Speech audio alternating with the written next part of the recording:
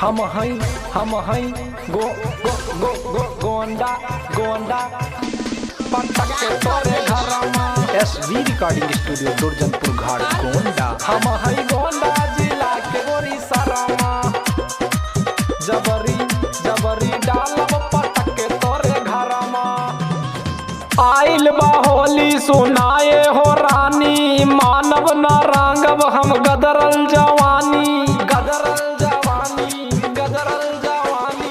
आइल बा होली सुनाए हो रानी, मानव न रांगब हम गदरल जवानी। अरे डाल देबै रंगवा पटक के तोरे घरमा। हम है गोंडा जिला के गोरी सरमा। जबरी डालब पटक के तोरे घरमा। हम है गोंडा जिला के गोरी सरमा। डालब जबरी पटक के तोरे घरमा। पटक के तोरे घरमा। पटक के तोरे घरमा।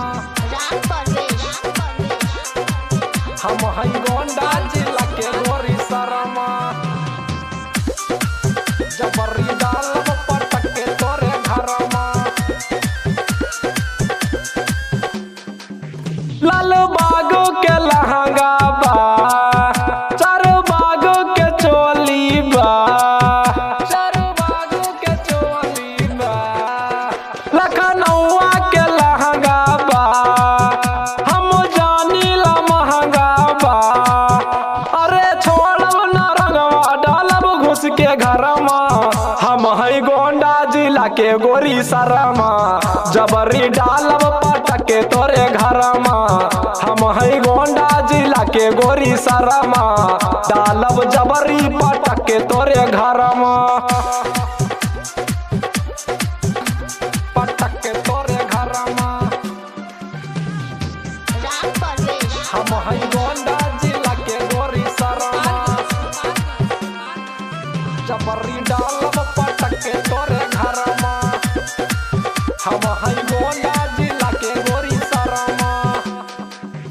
असो होली में मजा आई, गल लाल लाल होई जाई। गल लाल लाल होई जाई। असो होली में मजा आई, गल लाल लाल होई जाई। अरे डालब हम रंगवा जे भगबू तू घरमा। हम है गोंडा जिला के गोरी सरमा। जबरी डालब पटक के तोरे घरमा। हम है गोंडा जिला के गोरी सरमा। डालब जबरी पटक के तोरे घरमा। बच के न जाबू ए गोरी।